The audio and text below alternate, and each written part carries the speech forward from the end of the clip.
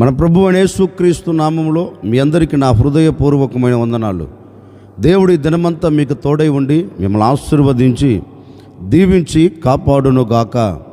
పరిశుద్ధ గ్రంథంలో నుండి 78వ కీర్తన మొదటి చరణాన్ని నేను చదువుతూ ఉన్నాను.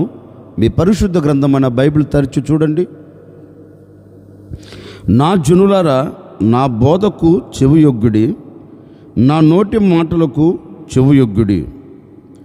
దేవాతి దేవుడు తన మనసులో ఉన్న అభిలాషను, దేవాతి దేవుడు తన మనసులో ఉన్న ఆలోచనను, దేవాతి దేవుడు తన మనసులో ఉన్న ఉద్దేశాన్ని, కోరికను వ్యక్తపరుస్తూ ఈ ప్రజలతో చెప్తున్నారండి. నా పేరు పెట్టబడిన నా జనులారా, నేను మీకు ఏదైతే బోధిస్తున్నానో, నేను మీకు ఏ మాట అయితే ఇస్తున్నానో, ఏ మాటనైతే నేను మీకు తెలియచేస్తున్నానో ఆ బోధను, ఆ మాటను మీరు ఏం చేయాలంటే చెవియొగ్గి ఆలకించండి. నా మాట మీరు చెవియొగ్గి ఆలకిస్తే మీకు దీవెనను కలగచేస్తుంది అని దేవుడు తన ప్రజలైన ఇశ్రాయేలుతో ఈ మాట చెప్తున్నాడండి. నిజమే, ఆ ప్రజలు దేవుని మాటకు కట్టుబడక, దేవుని మాటను తిరస్కరించి, దేవుని మాటకు విధేయతను చూపెట్టక, వారికి నచ్చిన మార్గాలలో నడిపించబడుతూ దేవుని యొద్ద నుండి వచ్చే ఆశీర్వాదాలు ఎన్నో కోల్పోయారండి, ఎంతో దూరం చేసుకున్నారండి. అందుకని దేవాతి దేవుడు తలంచి ఈ మాట చెప్తున్నారు. నా వలన నీకు ఫలము కలగాలి అంటే, నా వలన నీకు ఆశీర్వాదం కలగాలి అంటే, నా వలన నీకు దీవెన కలగాలి అంటే, నీవు నా నోట నుండి జారవాలుతున్న మాటను నీవు చెవియొగ్గి ఆలకిస్తే నిశ్చయముగా నేను ఈ దీవెనలన్నీ నీకు దయచేస్తాను, నేను ఈ దీవెనల చేత నేను నిన్ను నింపుతాను అని. నిజమే, ఆ ప్రజలు దేవుని మాట వినకపోయినందువలన దేవుని యొద్ద నుండి వచ్చే దీవెనలను చేతులారా పాడు చేసుకున్నారు. ఈ ఉదయకాల సమయంలో ఓ సేవకుడిగా నేను మీతో చెప్పాలి అనుకున్న మాట ఏంటంటే, నేటి వరకు నువ్వు దేవుని మాటను తిరస్కరించి, నేటి వరకు దేవుని మాటకు నువ్వు కట్టుబడక, నేటి వరకు ఆయన నోట నుండి జారవాలుతున్న ఆ బోధను నీవు త్రోసివేసి, ఒకవేళ నీకు నచ్చిన మార్గాన్ని, నీకు మెచ్చిన మార్గాన్ని నీవు ఏర్పరుచుకుంటూ వెళుతున్నావేమో, నీకు నచ్చిన మార్గంలో నువ్వు నిలబడుతూ నీకు నచ్చినట్లుగా ప్రవర్తిస్తున్నావేమో. అందుకే నీ ఆత్మ సంబంధమైన జీవితంలో ఒక ఎదుగుదల లేదు, అందుకే నీ శరీర సంబంధమైన జీవితంలో ఒక ఆశీర్వాదం లేదు. బ్రతుకుతున్నాం అంటే బ్రతుకుతున్నాం, తిరుగుతున్నాం అంటే తిరుగుతున్నాం. ఒక విలువ కలిగిన జీవితం, ఒక విలువ కలిగిన మార్గంలో నువ్వు నిలబడలేక అన్నిటినీ దూరం చేసుకుంటూ వస్తున్నాం. వీటన్నిటికీ ప్రబలమైన కారణం ఏంటి అంటే, వాక్యం ఈ విధంగా సెలవిస్తుంది. ఆయన బోధ చెవియొగ్గి వినటం లేదు, ఆయన నోట నుండి జారవాలుతున్న మాటను నీవు చెవియొగ్గి ఆలకించట్లేదు. అందుకే ఈ పరిస్థితులు నీ వ్యక్తిగత జీవితంలో, ఈ పరిస్థితులు నీ కుటుంబంలో పడి నీ కుటుంబం అంతటిని గందరగోళం చేస్తున్నాయి. అందుకే ఈ ఉదయకాల సమయంలో మరలా ప్రభు మీ మీద జాలి కలిగిన వాడై, మీ మీద వాత్సల్యత కలిగిన వాడై, మీ మీద దయ కలిగిన వాడై ఈ ఉదయకాల సమయంలో మీతో చెప్తున్న మాట ఏంటంటే, ఇకనైనా నీవు నా మాట చెవియొగ్గి అంగీకరిస్తే, నీవు నా బోధను చెవియొగ్గి, నా మాటను చెవియొగ్గి నీవు అంగీకరించగలిగితే నిశ్చయముగా ఈ దినము నుండి నేను తప్పక దీవెనకరంగా నిలబెడతాను. అందుకే యెషయా గ్రంథంలో కూడా ఒక శ్రేష్టమైన మాట రాయబడిందండి. మీరు సమ్మతించి నా మాట గైకొనిన ఎడల మీరు భూమి యొక్క మంచి పదార్థములు అనుభవిస్తారు అని. నిజమే కదండి, మనం దేవుని మాట వినకపోయినందువలన, దేవుని మాటకు మనం కట్టుబడకపోయినందువలన ఏ శ్రేష్టమైన పదార్థాలు మనం అనుభవించలేకపోతున్నాం, ఏ శ్రేష్టమైన ఈవులు మనం పొందుకోలేకపోతూ ఉన్నాం. నేననే మాట, నీవు దేవుని మాట వినకుండా ఎంత కష్టపడినా, నీవు దేవుని మాట వినకుండా ఎంత ప్రయాసపడినా, నీవు దేవుని మాటకు లోబడకుండా ఎన్ని చేతి పనులు చెయ్యాలని నీవు పూనుకొనినా దానిలో ఒక ఆశీర్వాదం నీవు చూడలేవండి. ఆ భూమి నుంచి వస్తున్న ప్రతి దీవెన నువ్వు అనుభవించలేవు. అందుకే దేవాతి దేవుడు అంటారు, మీరు సమ్మతించి నా మాట వింటే, మీరు సమ్మతించి నా మాట గైకొంటే భూమి యొక్క మంచి పదార్థములు అంటే నీ చేతుల కష్టార్జితం తప్పక నీవు అనుభవించగలుగుతావు. ఈ ఉదయకాల సమయంలో ఒక సేవకుడిగా నిండు మనసుతో నేను కోరుకుంటున్నానండి, ఒకవేళ ఇప్పటి వరకు దేవుని మాటకు విధేయతను చూపెట్టకుండా, దేవుని మాటకు నీవు కట్టుబడకుండా ఒకవేళ అడుగులు వేస్తున్నావేమో, పద్ధతి మార్చుకో, నీ హృదయ ఆలోచన మార్చుకో, నీ నడవడికను మార్చుకో, నీవు వెళ్తున్న మార్గాన్ని మార్చుకో. ఇప్పుడు దేవుని మాటకు నీవు లోబడి, దేవుని మాటకు నీవు విధేయతను చూపెట్టి, దేవుని సన్నిధిలో నీవు శిరస్సు వంచగలిగితే, నీవు దేవుని సన్నిధిలో నీ మనసు విప్పి, నీ మనసారా ఆయన ఎదుట నీవు సాష్టాంగ పడగలిగితే, నిశ్చయముగా ఈ దినము నుండి శ్రేష్టమైన ఈవులు నీవు చూడబోతూ ఉన్నావు. శ్రేష్టమైన ఆశీర్వాదానికి నీవు నాంది పలకబోతూ ఉన్నావు. శ్రేష్టమైన ఆశీర్వాదాలతో నీవు సాగి వెళ్ళేటట్లుగా దేవుడు అద్భుతం చేయగలుగుతాడు. అందుకే దేవాతి దేవుడు తన ప్రజలను చూచి అంటారు, మీరు చెవియొగ్గి నా బోధ వినండి, మీరు చెవియొగ్గి నా మాట వినండి అని ప్రజలతో చెప్పారండి. మనము ఆయన మాట చెవియొగ్గి వింటే మనకి ఏం కలుగుతుంది? ఒకరోజు దేశమంతా కరువుతో నింపబడిపోయిందండి. ఎలాంటి కరువు అంటే అంతా ఇంత కరువు కాదు, ఓ పెద్ద కరువు. ఆకలితో అల్లల్లాడిపోతూ ఉన్న కరువులో నిలిచిపోయింది దేశం. ఒకరోజు ఆ దేశంలోనో ఓ భక్తుడు దేవుని సన్నిధిలోనికి వెళ్ళి దేవుణ్ణి అడుగుతున్నాడు, అయ్యా, ఈ దేశంలో ఈ కరువుతో మేము భరించలేకపోతున్నాం గనుక నీ ఆజ్ఞను తీసుకొని ఈ దేశంను విడిచి వెళ్ళాలి అనుకుంటున్నాం. కరువు తొలగిపోయేంత వరకు మరొక దేశంలో నిలిచి మరలా ఈ దేశానికి తిరిగి వస్తాం అని దేవుని సన్నిధిలోనికి వెళ్ళి దేవుణ్ణి అడుగుతున్నాడండి. అప్పుడు దేవుడు కూడా ఈ భక్తునితో ఓ మాట అంటున్నాడు, బాబు, ఈ దేశానికి కరువు వచ్చిన సంగతి వాస్తవమే, ఈ దేశం మొత్తం కరువుతో నింపబడిన సంగతి వాస్తవమే. కానీ ఈ దేశంలో కరువు కలిగిందని ఈ దేశాన్ని విడిచిపెట్టి నువ్వు వెళ్ళవలసిన అవసరం లేదు. ఎందుకంటే నేను నీతో చెప్పినట్లు నీవు ఉండు, నేను ఏదైతే నీతో చెప్తున్నానో అది చేయి అన్నాడు. ఈ భక్తుడు కూడా, అయ్యా, ఏం చెయ్యమంటారు? నన్ను ఇక్కడ ఉండమంటారా లేకపోతే వేరే ప్రాంతానికి వెళ్ళిపోమంటారా అని అడిగితే, అప్పుడు దేవాతి దేవుడు ఓ చక్కని మాట అంటున్నాడు, చూడు, నీ తండ్రి ఏది కలుగుతున్నా, నీ తండ్రికి ఏది వాటిల్లుతున్నా, నీ తండ్రి ముందు ఎలాంటి పరిస్థితులు నిలబడినా నీ తండ్రి నీలాగనే నా సన్నిధిలోనికి వచ్చి నన్ను అడిగేవాడు, ఏంటయ్యా ఈ పరిస్థితులు ఎలా ఉన్నాయి, మరి ఏం చేయమంటావు అంటే, నీ తండ్రితో నేను ఏదైతే చెప్పానో ఆ మాటను నీ తండ్రి వినేవాడు, నీ తండ్రి గైకొనేవాడు, నీ తండ్రి పాటించేవాడు అంటూ ఈ మాట చెబుతున్నారండి. ఇప్పుడు ఆ మాట చదువుతాను, మీ పరిశుద్ధ గ్రంథమైన బైబిల్ తెరిచి చూడండి. ఆదికాండం 26వ అధ్యాయం 5వ వాక్యాన్ని చదువుతూ ఉన్నాను.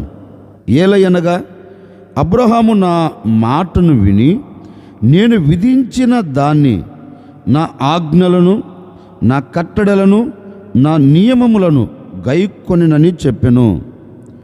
దేవుడు ఇస్సాకుతో ఈ మాట చెప్తున్నారండి, ఇస్సాకు, నీ తండ్రి అయిన అబ్రహాము నేను ఏ మాట అయితే చెబుతున్నానో ఆ మాటను వినేవాడు. ఆ మాటను వినినందువలన నీ తండ్రిని నేను ఆశీర్వదించాను. నీ తండ్రి ఇంతగా ఆశీర్వదించబడడానికి ప్రబలమైన కారణం ఏంటో తెలుసా? నీ తండ్రి అన్ని విషయాలలో ఆశీర్వాదానికి ఎందుకు నాంది పలికాడో తెలుసా? నేను ఏ మాట అయితే చెబుతున్నానో ఆ మాట చెవియొగ్గి ఆలకించేవాడు, ఆ మాట చెవియొగ్గి ఆలకించి దానిని అనుసరించేవాడు గనుక నా మాట నీ తండ్రి విన్నాడు గనుక నీ తండ్రిని నేను ఆశీర్వదించాను. ఇదిగో ఈ కరువు కలిగిన ఈ దేశంలో కూడా నేను నీతో చెప్తున్నాను, నీ తండ్రి నా మాట వినినట్లుగా నీవు నా మాట వినగలిగితే, నీ తండ్రి నా మాటకు లోబడినట్లుగా నీవు కూడా నా మాటకు లోబడితే నిశ్చయముగా ఈ దేశంలో నేను నిన్ను విస్తరింపచేస్తాను, ఈ దేశంలో నిన్ను ఆశీర్వాదకరంగా నిలబెడతాను. నీవు నా మాటకు లోబడి నా మాటకు విధేయతను చూపెడితే ఈ దేశంలో నిన్ను అంచెలంచెలుగా ఆశీర్వదిస్తాను అని ఇస్సాకుతో దేవుడు ఈ మాట చెప్తే, అబ్రహాము దేవుని మాటకు లోబడినట్లుగా ఇస్సాకు కూడా దేవుని మాటకు లోబడి నిలిచిపోయాడండి. లేఖనం ఈ విధంగా సెలవిస్తుంది, దేవుని మాటకు లోబడి ఇస్సాకు ఆ దేశంలో ఉండినందువలన ఇస్సాకు ఆ దేశంలో గొప్పవాడాయను, ఇస్సాకు ఆ దేశములో అంచెలంచెలుగా ఆశీర్వదించబడెను, ఇస్సాకు ఆ దేశంలో క్రమక్రమముగా అభివృద్ధి చెందెను. ఎందుకని ఇస్సాకు ఆ దేశంలో అభివృద్ధి చెందాడు? కరువు కలిగిన దేశంలో ఎందుకు సమృద్ధిని చూడగలిగాడు అంటే లేఖనం చెప్తుంది, దేవుని మాటకు లోబడ్డాడు, దేవుని మాటకు విధేయతను చూపెట్టాడు. అందుకే ఇస్సాకు సంతతిని, ఇస్సాకు కుటుంబాన్ని దేవుడు విస్తరింప చేశాడండి.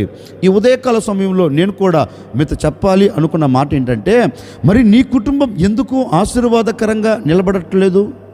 నీ కుటుంబం ఎందుకు దీవెనకరంగా మలచబడట్లేదు? నీ కుటుంబం ఎందుకు దీవెనకరంగా సాగిపోవట్లేదు? నీ కుటుంబం ఆనందకరంగా ఎందుకు బ్రతకట్లేదంటే ఒకటేనండి, అతని కుటుంబం ఆశీర్వదించబడుతూ విస్తరించబడుతూ దీవెనకు నాంది పలికింది. మరి మన కుటుంబం ఎందుకు విస్తరించబడవలసిన మన కుటుంబాలు, ఆశీర్వాదానికి నాంది పలకవలసిన మన కుటుంబాలు ఎందుకు దిగజార్చబడుతున్నాయంటే దేవుని మాట నువ్వు చెవియొగ్గి వినట్లేదు, దేవుని మాటకు నీవు విధేయతను చూపెట్టట్లేదు, దేవుని మాటకు నీవు లోబడట్లేదు, మానవుని మాటకు నువ్వు లోబడుతున్నావు, అందుకే అలాగే పడిపోతున్నావు. మానవుని మాట నీవు వింటున్నావు కానీ దేవుని మాట వినలేకపోతున్నావు. నిన్ను ఆశీర్వదించగలిగిన దేవుని మాటను వినట్లేదండి. నిన్ను ఆశీర్వదించగలిగిన దేవుని బోధను నువ్వు చెవియొగ్గి వినట్లేదు. అందుకే ఆశీర్వాదం నీ దగ్గర నిలబడినా దాన్ని చూడలేకపోతున్నావు. ఆశీర్వాదం నీ ముంగిటి నిలబడి నేను పలకరిస్తున్నా దానిని అనుభవించలేకపోతున్నావు. కారణం ఏంటి అంటే నీవు చెవియొగ్గి ఆయన మాటను అంగీకరించట్లేదు. అందుకే ఈ ఉదయకాల సమయంలో ఓ సేవకుడికి నేను మీతో చెప్తున్నానని, నా దేవుని మాట నీవు సమ్మతించి, నా దేవుని మాటకు నీవు లోబడి, నా దేవుని మాటకు నీవు విధేయతను చూపెట్టగలిగితేనండి, ఈ దినము నుండి ఇస్సాకును అభివృద్ధి చేసిన దేవుడే నిన్ను అభివృద్ధి చేయబోతున్నాడు. ఇస్సాకును విస్తరింప చేసిన దేవుడే నిన్ను విస్తరింప చేయబోతూ ఉన్నాడు. నీవు దేవుని మాటను వింటే చాలండి, దేవుని బోధను నువ్వు చెవియొగ్గి అంగీకరిస్తే చాలండి, నీ బ్రతుకుల్లో నీవు అద్భుతం నువ్వు చూడబోతూ ఉన్నావు. నీ బ్రతుకుల్లో ఒక నవనూతనమైన కార్యం అనుభవించబోతూ ఉన్నావు.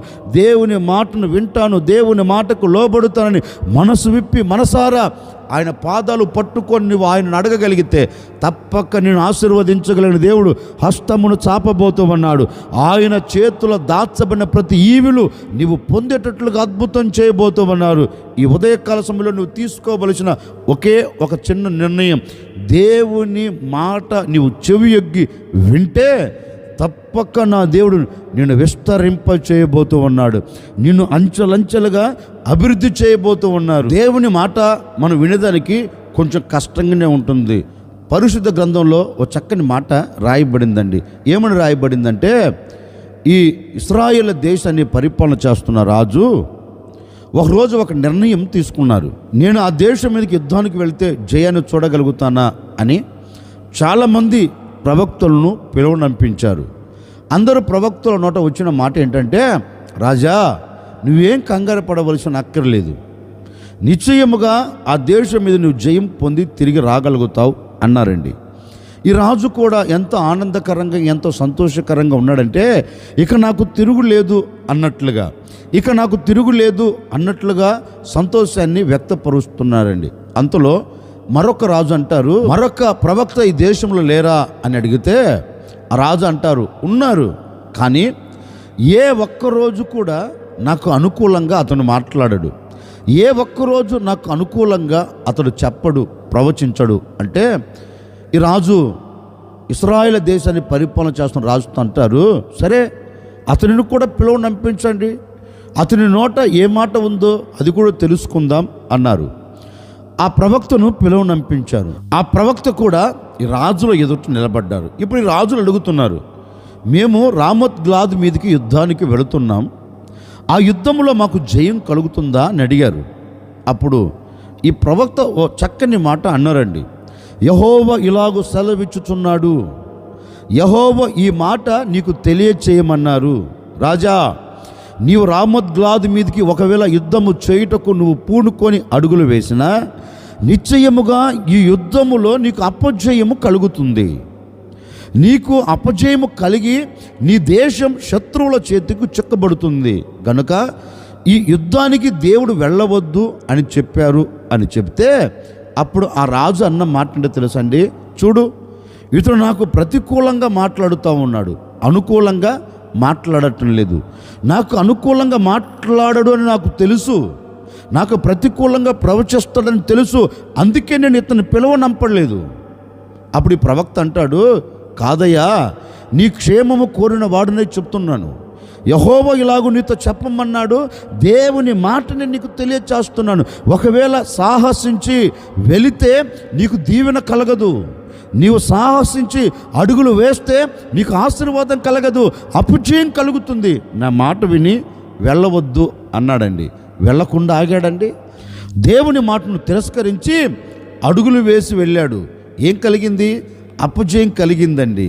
దేవుని మాటను త్రోసిపుచ్చాడు కనుకనే ఆశీర్వాదకరంగా ఉండవలసిన వ్యక్తి ఆశీర్వాదకరంగా లేక శాపమును మూటగట్టుకున్నాడండి. ఎందుకని? దేవుని మాట సమ్మతించి గైకొనలా. దేవుడు మాట్లాడుతున్నప్పుడు చెవియొగ్గి ఆలకించలేదు. అందుకే ఆశీర్వాదానికి బదులు శాపమును మూటగట్టుకున్నాడు. దీవెనకు బదులు శాపమును అనుభవించాడు. ఆనందానికి బదులు దుఃఖమును చూడగలిగాడు. జయమునకు బదులు అపజయమును చూడగలిగాడు.